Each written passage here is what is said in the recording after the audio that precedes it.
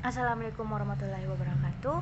Perkenalkan, nama saya Winda Nurtria Utami, 1992142044, kelas B Akuntansi S1, Fakultas Ekonomi Universitas Negeri Makassar. Di sini saya akan menjelaskan materi mengenai sejarah perkembangan standar audit di Indonesia. Sebelum saya menjelaskan tentang sejarah perkembangan audit, saya akan menjelaskan terlebih dahulu apa itu audit. Audit adalah suatu kegiatan peninjauan ulang data-data yang konkret pada sebuah laporan untuk memastikan keakuratannya. Dalam proses audit, data atau informasi yang tertulis dalam sebuah laporan akan diperiksa secara mendetail dan memastikan tidak ada data yang melenceng. Audit dilakukan agar data dan informasi pada laporan telah sesuai dengan kebenaran yang ada. Materi selanjutnya yaitu sejarah perkembangan audit di Indonesia. Profesi audit di Indonesia masih tergolong baru. Pada masa penjelajah Belanda, jumlah perusahaan di Indonesia belum begitu banyak, sehingga audit dengan sendirinya hampir tidak dikenal. Perusahaan-perusahaan milik Belanda yang beroperasi di Indonesia pada waktu itu mengikuti model pembukuan seperti yang berlaku di negaranya. Situasi seperti itu berlangsung sehingga Indonesia merdeka. Audit baru mulai dikenal setelah tahun 1950-an, yaitu ketika semakin banyak perusahaan didirikan dan audit sistem Amerika mulai dikenal, terutama melalui pendidikan di perguruan tinggi. Materi selanjutnya yaitu perkembangan standar audit di Indonesia. Perkembangan akuntansi yang ada di Indonesia ini terjadi pada tahun 1973, yaitu pada saat Ikatan Akuntansi Indonesia atau IAI menetapkan berbagai prinsip dan juga norma pemeriksaan akuntan (NPA). Prinsip akuntansi dan juga norma pemeriksaan tersebut hampir mencakup prinsip akuntansi dan kriteria audit yang berlaku di Amerika Serikat.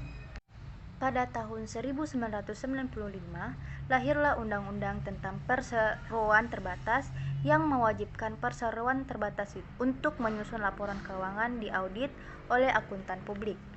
Pada tahun 1994, IAI menyusun ulang prinsip akuntansi dan audit standar yang disebut dengan Standar Akuntansi Keuangan atau SAK, dan Standar Profesional Akuntansi Publik yaitu SPAP.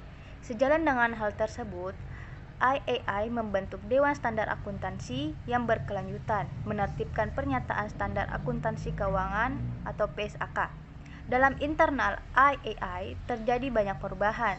Terakhir pada tahun 2007, Kompartemen Akuntansi Publik yang bertanggung jawab dari IAI dan membentuk Institut Akuntansi Publik Indonesia (IAPI) sebagai organisasi yang mandiri.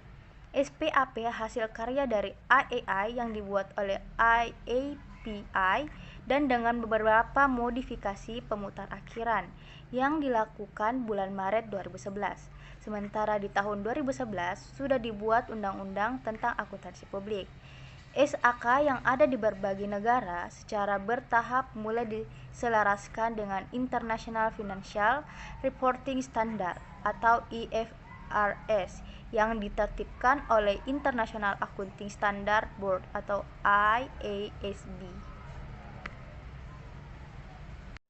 Materi selanjutnya yaitu Standar Profesional Akuntansi Publik per 1 Januari 2001. Terdiri dari 5 standar, yaitu 1. Pernyataan Standar Auditing PSA yang dilengkapi dengan interpretasi pernyataan Standar Auditing IPSA. 2. Pernyataan Standar Atestasi atau PSAT yang dilengkapi dengan interpretasi pernyataan Standar Atestasi atau IPSAT. Yang ketiga, pernyataan standar jasa akuntansi dan review atau PSAR yang dilengkapi dengan interpretasi pernyataan standar jasa akuntansi dan review atau IPSAR.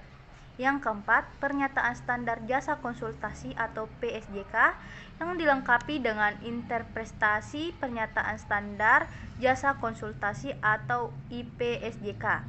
Dan yang terakhir, pernyataan standar pengendalian mutu atau PSPM yang dilengkapi dengan interpretasi pernyataan standar pengendalian mutu atau IPSM. Selanjutnya, Standar Profesional Akuntan Publik atau SPAP.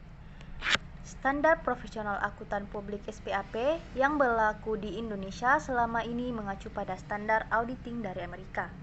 SPAP ini membagi standar auditing menjadi 3 bagian, yaitu 1. Standar utama, standar pekerjaan lapangan, dan standar pelaporan. Sedangkan International Standard on Auditing atau ISA tidak membagi standar auditingnya dengan kategori seperti halnya SPAP. Pada ISA tidak ada standar umum, tidak ada standar pekerjaan lapangan, dan standar pelaporan. Itulah pemaparan materi dari saya. Kurang dan lebihnya mohon dimaafkan. Terima kasih. Assalamualaikum warahmatullahi wabarakatuh.